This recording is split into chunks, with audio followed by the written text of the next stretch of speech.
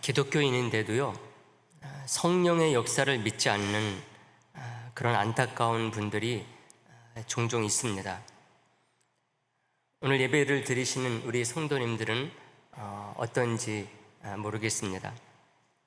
성령님은 기독교 신앙의 열성적인 혹은 광신적인 몇몇 사람들이 만들어낸 어떤 종교적인 가공물이나 허상이 절대로 아닙니다. 여러분, 세상에 얼마나 많은 종교들이 있습니까? 헤아릴 수 없을 정도로 이 세상에는 종교도 많고요, 가짜 신도 많고 미신도 많습니다.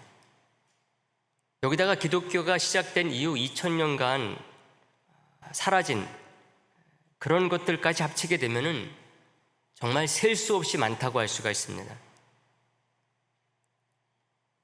기독교 같은 경우는 지금까지 수많은 시련과 시험, 도전을 겪어왔는데도 불구하고 존속하고 있습니다. 존속하는 것도 그냥 있으나 마나한 종교로 있는 것이 아니라요, 변함없는 영향력을 발휘하면서 존속하고 있는 거죠. 여러분, 그 실질적인 힘이 어디에서 나오는 것일까요? 바로 성령님의 역사입니다. 이것은 과장하는 것도 아니고 제가 일방적으로 억지 주장을 하는 것도 아닙니다. 성경에, 특히 신약 성경에 나오는 초대교회는 이미 출범할 때부터 성령 하나님에 대해서 인정을 하고 그 사역을 예고해 놨습니다.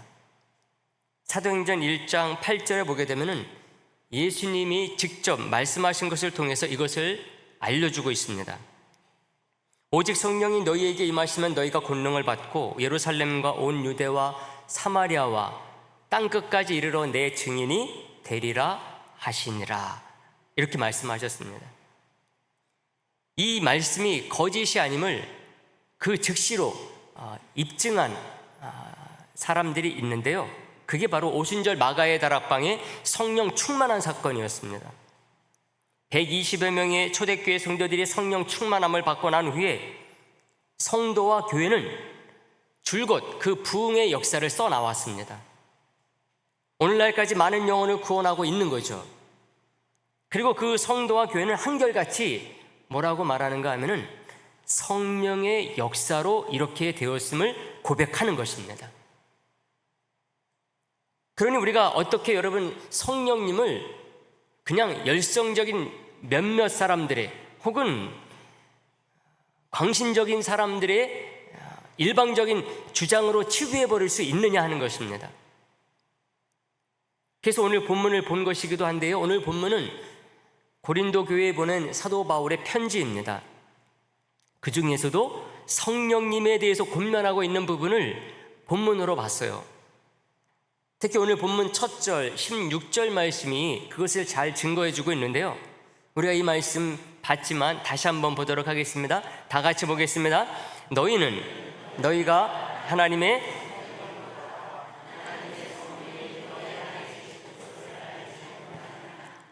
아멘.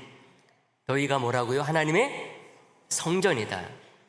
하나님의 성령이 너희 안에 계신다, 이렇게 딱 말하고 있어요.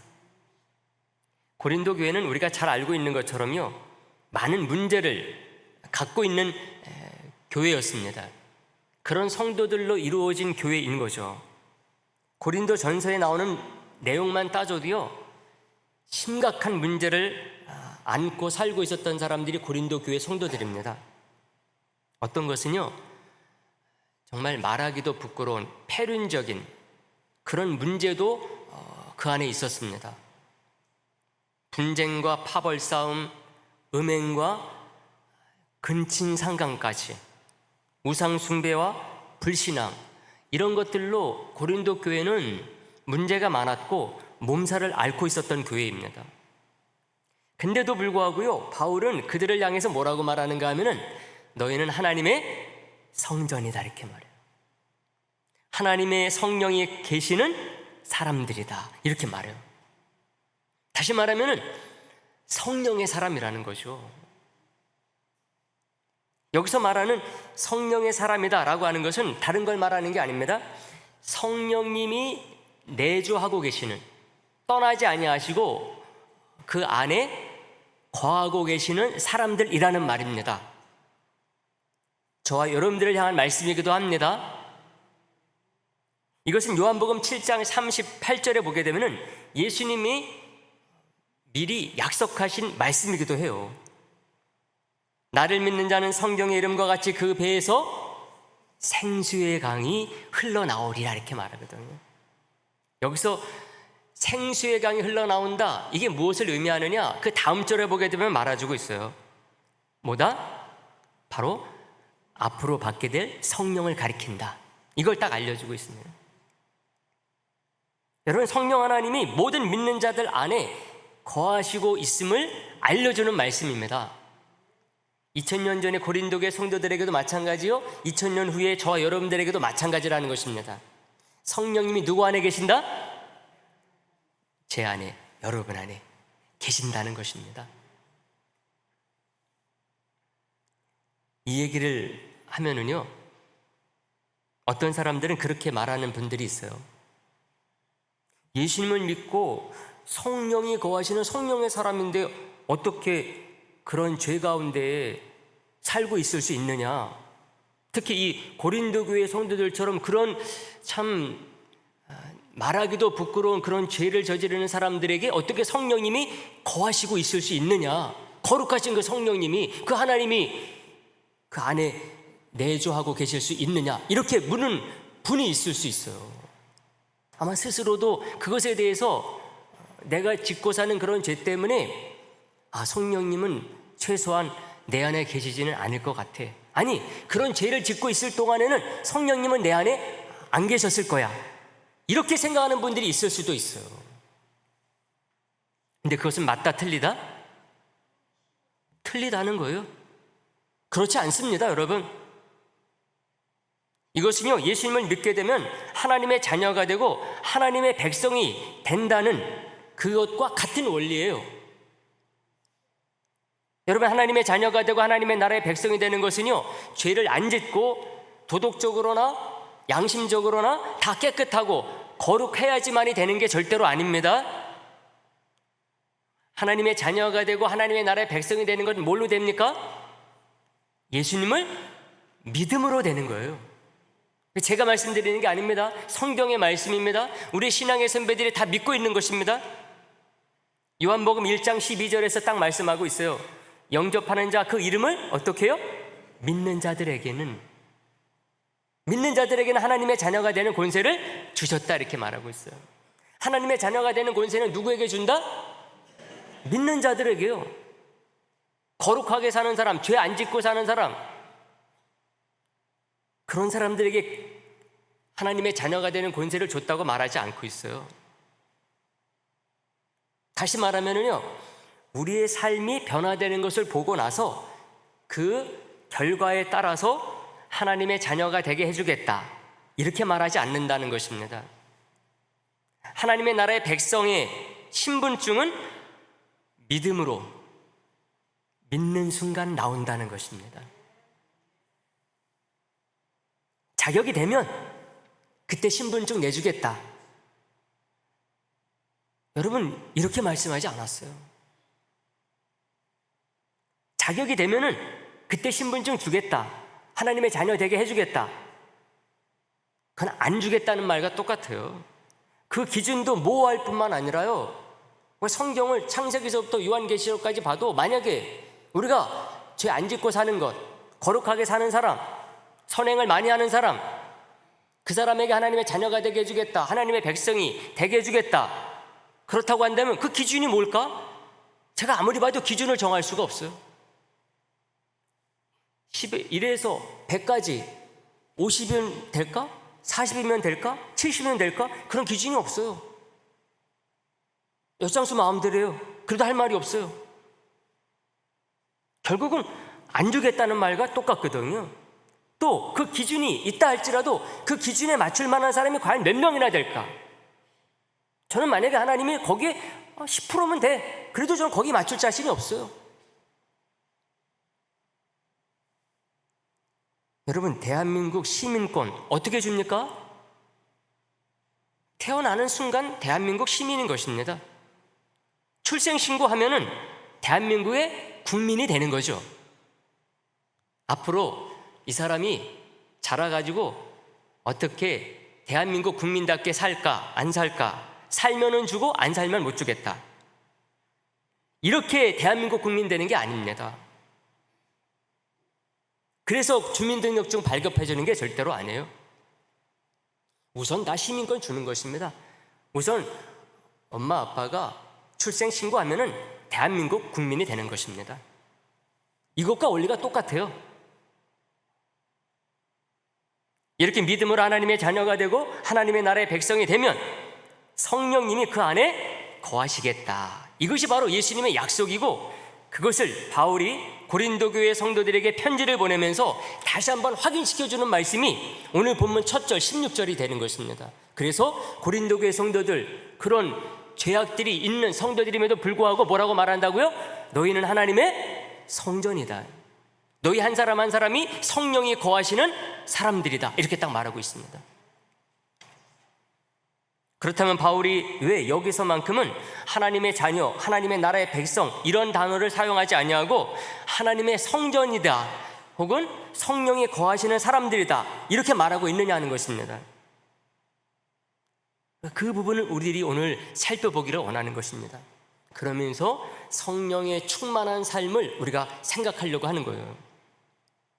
그 이유를 우리는 일단은 17절 말씀에서 찾을 수가 있어요. 오늘 본문 17절 말씀 다 같이 한번 보도록 하겠습니다. 다 같이 보겠습니다. 시작. 누구든지 하나님의 성전을 더럽히면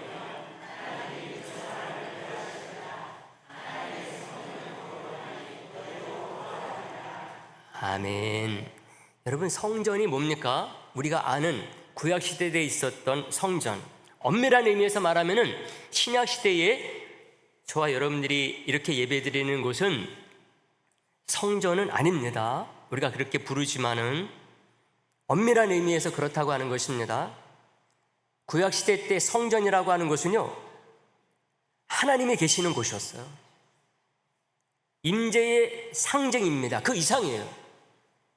그 어떤 것보다도 그래서 거룩해야 돼요. 거룩하신 하나님이 계시는 곳이니만큼 거기에 드나드는 사람도 거룩해야지만이 드나들 수가 있는 거예요. 거기에서는 행동거지를 조심해야 돼요. 구약시대 때 성전, 성막에서는 행동거지를 조심해야 돼요. 왜? 하나님이 정하신 율법대로 하지 않다가는 죽는 일이 허다했기 때문에 그렇습니다.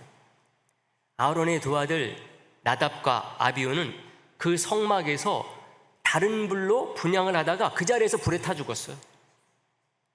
남유다 왕 우시아는요, 제사장이나 할 수 있는 분향을 하려다가 나병 환자가 됐어요. 그 자리에서. 역대하서 26장 19절에서 그것을 알려줍니다.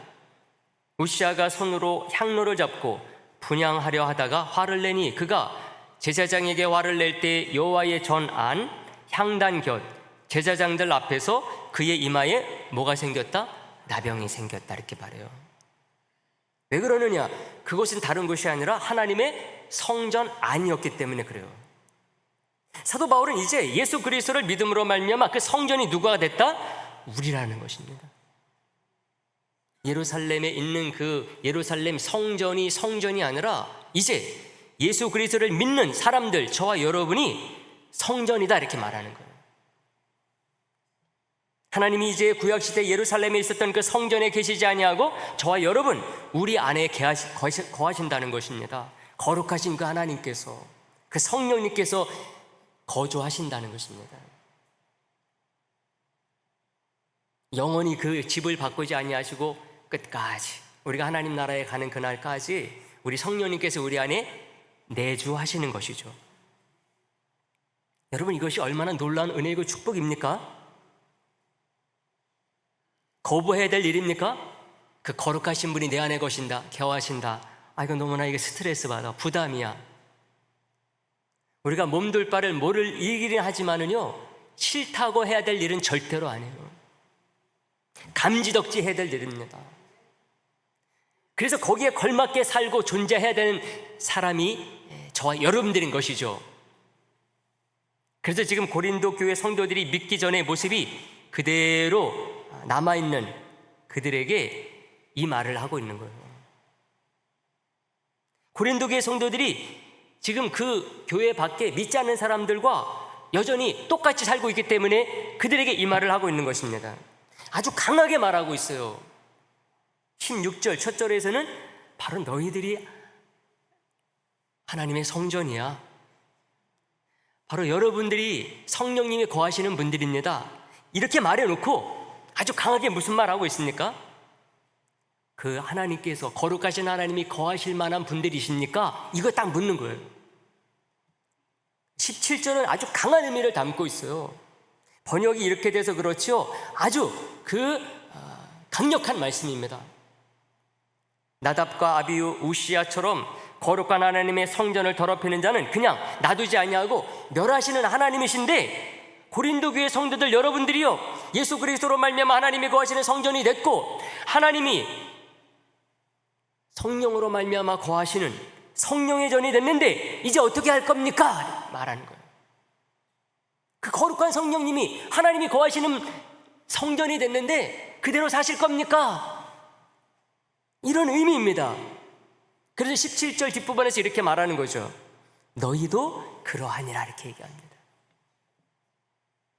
물론 구약시대처럼 나답과 아비후나 우시아처럼 그런 죽는 일은 없겠지만은, 그런 일이 없다고 해가지고 계속해서 그렇게 하나님이 거하시는 거룩한 성전을 더럽히고 있을 것이냐, 죄악으로 살 것이냐, 이거 딱 묻고 있는 것입니다.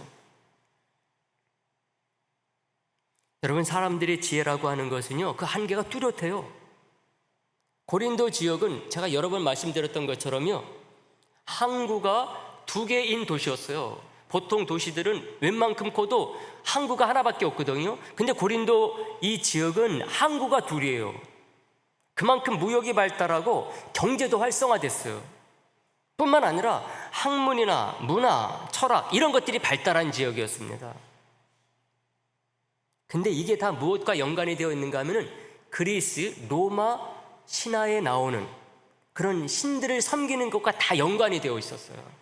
제가 계속해서 말씀드렸죠. 우리는 오늘날 그리스, 로마 신화라고 부르고 있지만 이 당시에는 그리스, 로마 신들입니다. 신화가 아니에요. 다 그들이 정말 그 제우스, 아폴론 이런 신들이 다 살아있는 줄 알고 아주 지극정성으로 섬기고 있었다는 거예요. 엄청나게 그 웅장한 신전들을 만들어 놓고 섬기고 있었던 거죠. 고린도 지역도 마찬가지였어요. 그러니까 그들이 생각하는 사고나 그들이 즐기는 어떤 문화, 이 모든 것들이 다 그런 우상들로부터 나온, 거기에서 만들어진 것들을 그들이 평상시의 삶 속에서 누리고 즐기고 살았던 것이죠. 근데 이 그리스 로마 신들은요, 서열이 분명해요. 제우스 신으로부터 그 서열들이 딱딱 분명합니다. 그리고 또 특징이 성적으로 문란하다는 것입니다. 부모 자식이 따로 없어요. 문란해요. 그거를 그리스 로마 그 시대 때는요, 이것을 학교에서 다 가르친 거예요. 다 읽고. 그러다 보니까는 그 영향하에 사는 그 사람들은 다 그렇게 살았어요. 여러분 생각을 해보세요. 사람이 서열이 있어야 된다. 1번부터 100번까지 정해져 있으면은 그 밑에 사람들은 어떻게 살아야 됩니까, 여러분? 1번은 맨날 1번이잖아요. 맨날 누리기만 하고 밑에 사람들 맨날 일만 하고 착취만 당하고. 그거 어떻게 삽니까, 여러분? 우리가 조금만 지혜 있다고 한다면은 사람을 서열을 먹인다고 하는 것, 이거 그러면 안 돼. 그래야 되잖아요. 근데 고린도 지역의 사람들이 무식한 사람들이 아니었는데도 불구하고 그냥 그게 당연한가 보다 하고 살았어요. 신들도 서열이 있고 사람도 다 서열이 있어. 그래서 누구는 주인으로 살고 누구는 종으로 살아야 된다. 당연한 것으로 생각했어요. 그 유명한 플라톤이라고 하는 그 철학자도 마찬가지예요. 그렇게 똑똑한 지혜로운 사람, 철학자 중에 철학자인데도 불구하고요, 사람은 귀족이 따로 있고 종이 따로 있다. 그래서 귀족이 다스리는 세상이 돼야 된다. 이게 그의 주장이었습니다. 인간이 지혜가 있다고 한다면 금방 그러면 잘못된 거야, 그래야 될 것 같은데 그러지 않았다는 것입니다. 왜? 그 시대가 그렇게 다 살았기 때문에, 그런 우상들의 영향을 받았기 때문에 그렇다는 것입니다. 성적으로 문란한 것도 마찬가지였어요. 그리스 로마 신화에 나오는 그 신들이 다 성적으로 문란했기 때문에, 그렇기 때문에 거기에 영향을 받고 살았었던 그 시대의 사람들이 다 그랬다는 것입니다. 이 지혜가 있으면은 그러면 안 되지, 형제에게 어떻게 그럴 수가 있어, 자식이 부모에게 그러면 안 되지. 근데도 그런 것을 자연스럽게 했어요. 그래서 근친상간이 있었던 것입니다. 앞에서 제가 말씀드린 것처럼 고린도 교회 안에 있었던 문제 중에 하나가 분쟁과 파벌이라 그랬어요. 이것은 바울이 처음에 가서 복음을 전한 곳입니다. 근데 그 뒤로 누구도 갔는가 하면은 아볼로라고 하는 전도자도 갔었어요. 그리고 나중에 또 게바라고 하는 베드로도 가서 전도를 했거든요. 근데 이분들이 가면은 자기 자랑을 하고 누가 더 나은가를 떠벌리기 위해서 간 사람들이 아니에요. 복음 전하고 하나님의 말씀을 가르치기 위해서 간 사람들이거든요. 근데 이 사람들이 하나씩 지나가게 되면은, 다녀가게 되면은 고린도 교회 성도는 어떻게 했는가 하면은 자기가 좋아하는 사람들을 중심으로 해서 파가 만들어졌어요. 바울이 다녀가면 바울이 최고인가 봐. 그 다음에 아볼로가 다녀갔습니다. 아볼로를 보니까 아볼로가 또 최고네. 바울 좋아하는 사람들이 생기고, 아볼로 좋아하는 사람들이 생기고, 그 다음에 또 베드로가 다녀갔네요. 베드로가 다녀가니까 베드로가 최고야. 그래서 예수님의 수제자구나.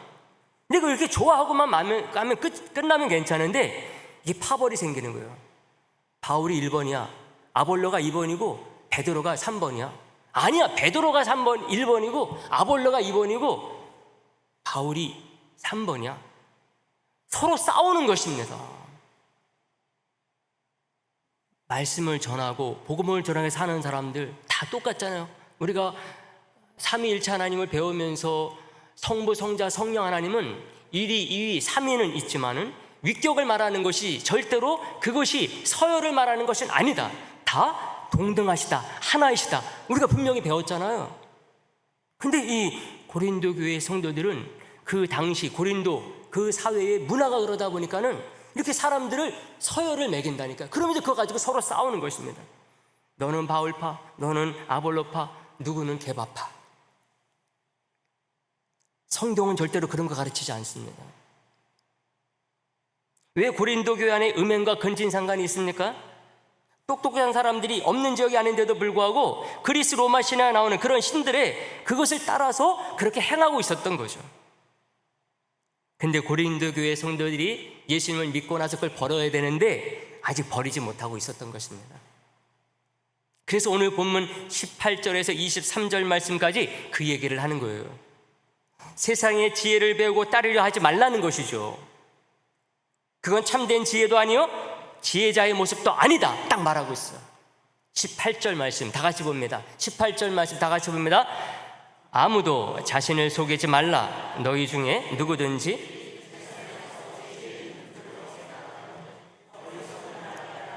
그리하여야 지혜로운 자가 되리라. 아멘.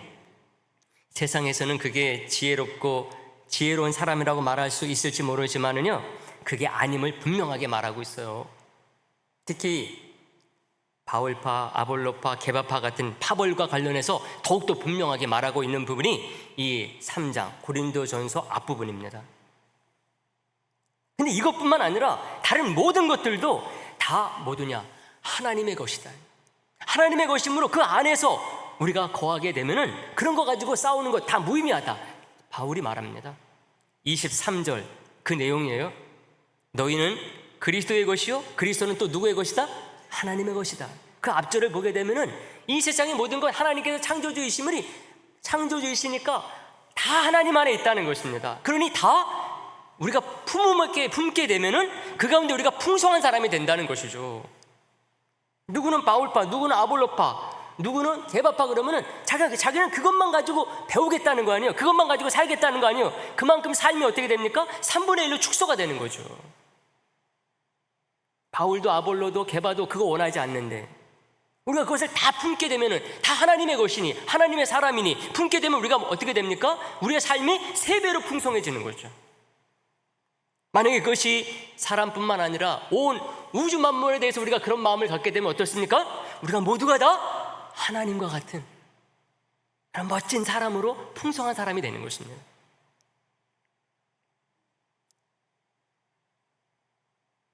(21절) 말씀에 그래서 그 말씀을 먼저 해놓은 거예요. 그런즉 누구든지 사람을 자랑하지 말라. 만물이 다 너희 것임이라. 아멘. 우리 하나님 안에서 이 모든 것을 하나님께서 우리에게 맡기셨으니 우리가 그 안에서 풍성히 누릴 생각을 해야지 왜 그런 것 가지고서 싸우고 나누고 그러므로 말미암아서 삶을 오히려 풍족하지 아니하게 빈곤하게 만드냐 이렇게 말씀하고 있는 거죠. 사랑하는 성도 여러분, 우리가 이렇게 하나님의 거룩한 성전으로서 성령님이 거하시는 성전다운 성도와 교회 된다고 하는 것, 근데 이게 쉬우냐? 쉽지가 않거든요. 그래서 고린도 교회 그들도 이것에 대해서 지금 사도 바울로부터 이런 교훈을 권면을 듣고 있는 것입니다.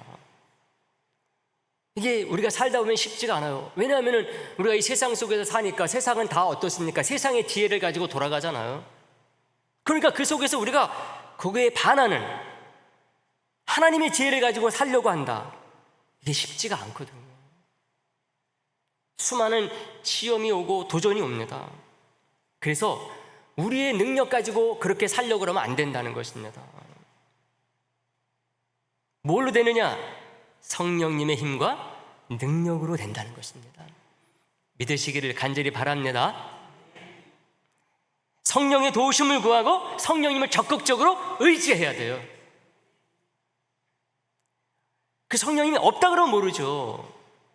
계시는 분 안에요. 어디에 계시다? 저와 여러분 안에 계시잖아요. 도움을 받고 싶어도 없으면 도움을 받을 수가 없는 거죠. 의지하고 싶어도 내게 없으면 어떻게 됩니까? 의지할 수가 없잖아요. 근데 그게 아니잖아요.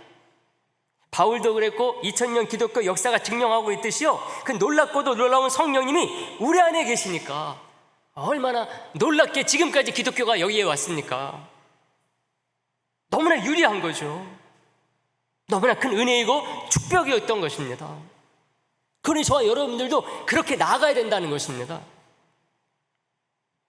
우리 안에 계시는 성령님의 도움을 받고 적극적으로 의지하면서 사는 것, 이거를 뭐라고 말하는가 하면은 성령 충만한 삶이라고 말하는 것입니다. 예수님을 믿어가지고 성령님이 그 안에 내주하시는 사람, 이 사람만이 누릴 수 있는 특권이에요. 예수님 믿지 않은 사람들은 그냥 자기 힘으로만 살아야 돼요. 자기 힘, 자기 생각, 자기 능력, 그것만 가지고 살아야 돼요.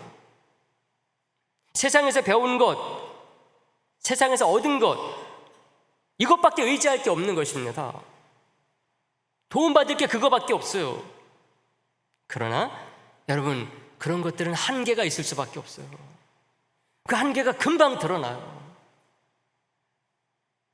그리스 로마 그런 엉뚱한 신들로 가득한 세상 속에서는요, 아무리 지혜가 있다 할지라도요, 지혜롭게 살기가 힘든 것입니다. 특히 오늘날 우리 시대는 더욱더 그래요. 21세기 너무나도 이 시대가 각박하고 타락한 시대이다 보니까 세상에 지혜로운 사람들도 그 속에서 함께 같이 돌아가고 있어요. 저 사람들 똑똑한 사람인데 왜 저렇게 저런 짓을 할까? 왜 그러느냐? 세상이 다 그렇게 백이민박 그렇게 사니까 똑똑한 사람들도 많이 배운 사람들도 같이 돌아가는 거예요. 그렇게. 근데 그 결과는 너무나 뻔한 것입니다. 근데 성령님이 거하시는, 내주하시는 성령의 사람은 다르고 다를 수 있다는 것입니다. 성령의 충만한 삶으로 나아갈 수가 있기 때문에 그래요. 그래서 제가 성령 충만함에 대해서 많은 말씀을 드렸어요. 제가 또 잊을만 하면 한 번씩 또 말씀드립니다. 제가 부임해서 초기에 제가 성령 충만을 사용하는 데 있어서 이게 어떤 의미로 사용하느냐, 여러분들이 오해하지 아니하도록 제가 몇 차례에 걸쳐서 시리즈로 여러분들에게 말씀드렸어요. 그리고 그 이후로 잊을만 하면 한 번씩 성령 충만한 것이 무엇인가에 대해서 말씀을 드렸어요. 오늘도 제가 또 말씀드리는 거예요. 어떤 사람들은 성령 충만하다 그러면은요, 어떤 업이 되는 것, 감정이 고조되는 것, 이런 것을 말하는 줄로 아는 사람들이 있어요. 물론 성령이 충만할 때 그런 적도 있을 수 있죠. 근데 그것만 가지고 성령 충만하다, 절대로 그게 아닙니다. 환상을 봤다고 해가지고 성령 충만하다, 절대로 동일한 사건일 수 없어요. 찬양을 막 뜨겁게 해야지만이 그런다, 아닙니다. 물론 그럴 수 있죠. 그렇다고 해서 다 성령 충만하다 말하지 않는 것입니다. 기도를 해도 그렇고 방언이나 예언을 하는 것을 가지고도 그렇게 말하는 분이 있을 수 있어요. 그러나 그것만 가지고 성령 충만하다 말할 수 없어요.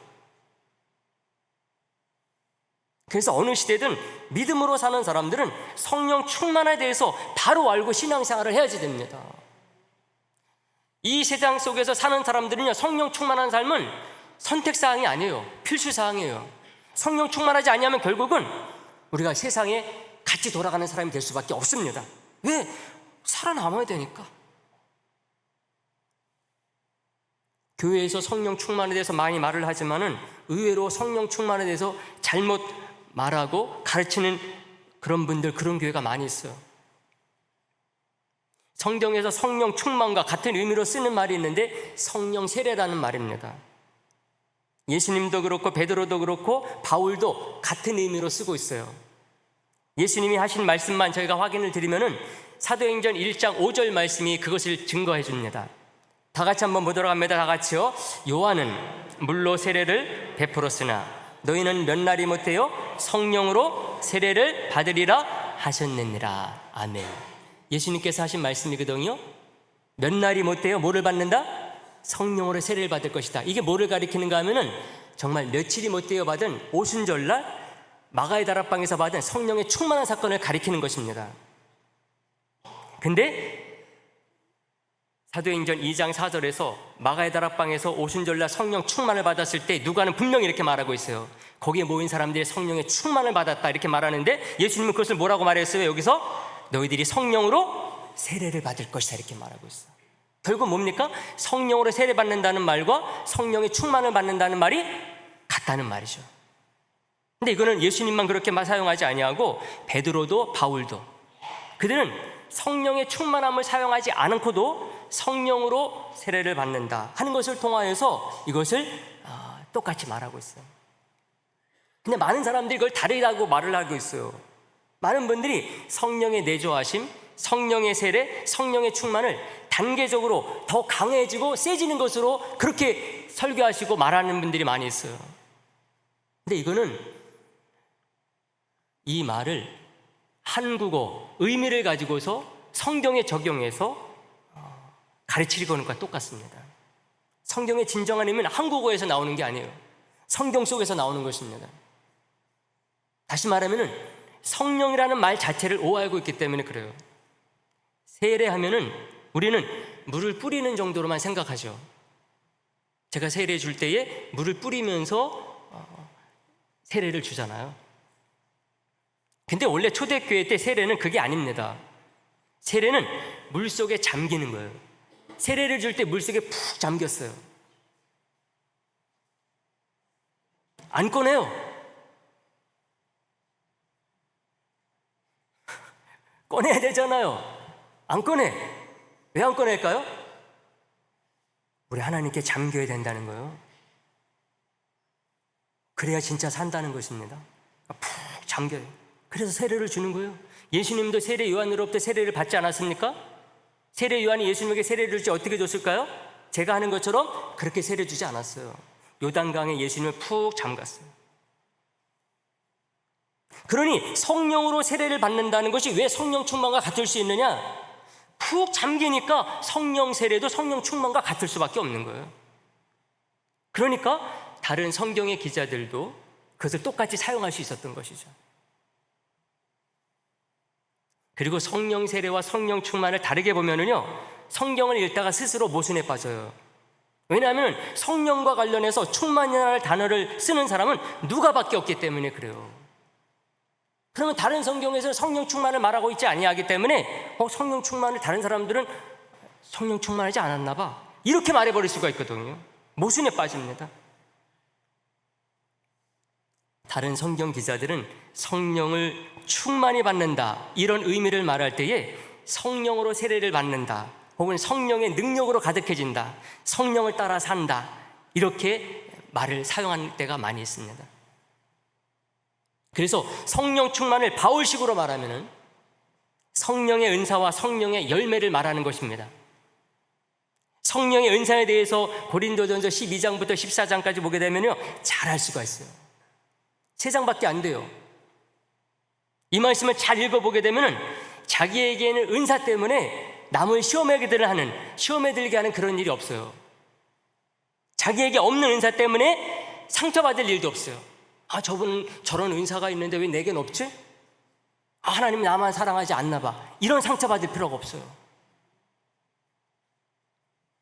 그리고 그 은사를 어떻게 사용해야 되는지 그것도 금방 알 수가 있어요. 3장밖에 안 되는데 이 3장을 보통은 잘 안 읽어요. 그리고 자기가 좋아하는 그 은사만 읽고 내가 이런 은사가 있구나, 거기에 그냥 도취에 빠져버려요.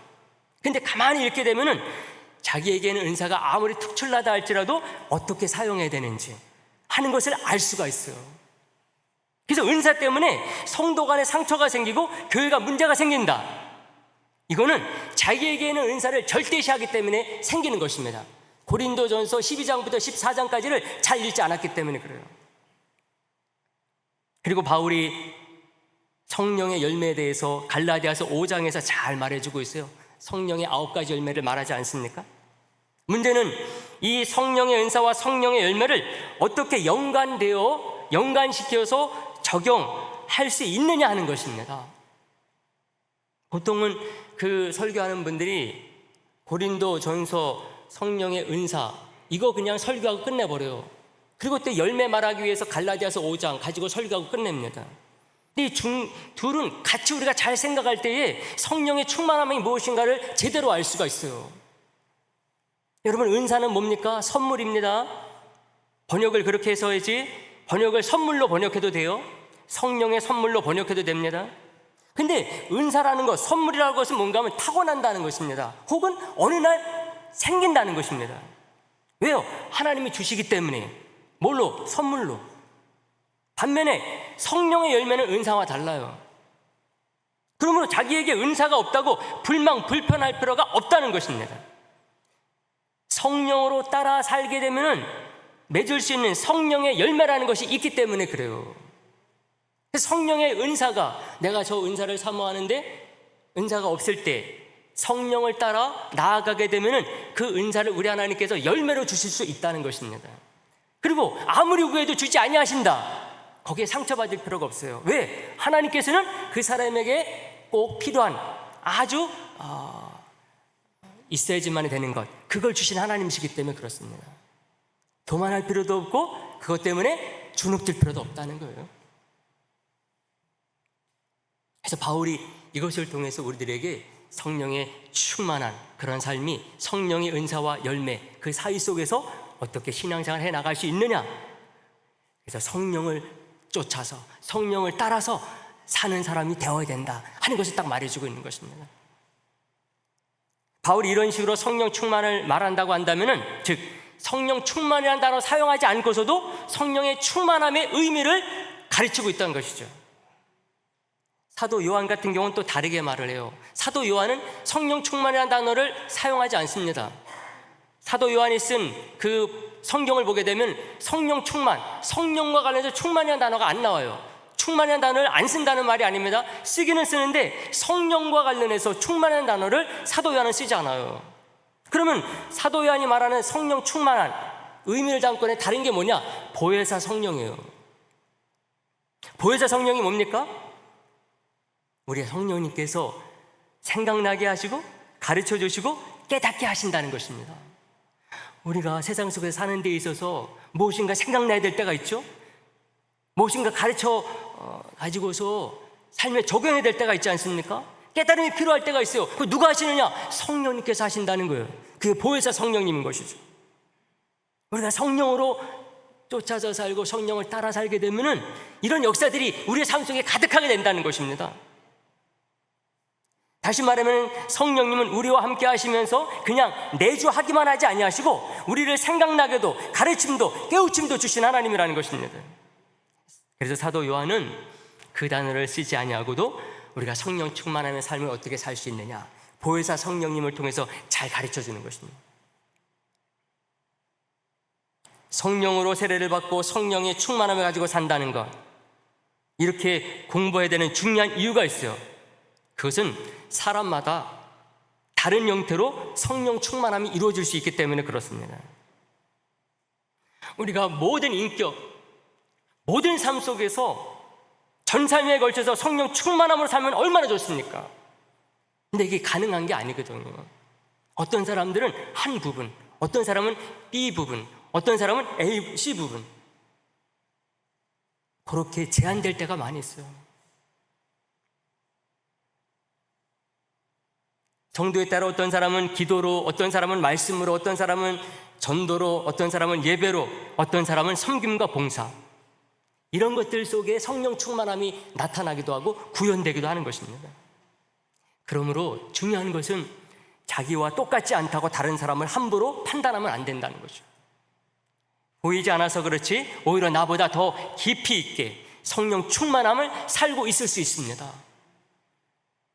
중요한 것은 우리 모두가 이렇게 다양한 사람들인데 함께 주님을 섬기는 가운데 우리 성령님께서는 우리를 하나 되게 하심으로 말미암아 놀라운 다양한 역사를 우리의 모든 삶 속에서, 이 사회 속에서, 나라와 민족 속에서 이루어 나가신다고 하는 것입니다. 무엇을 통해서요?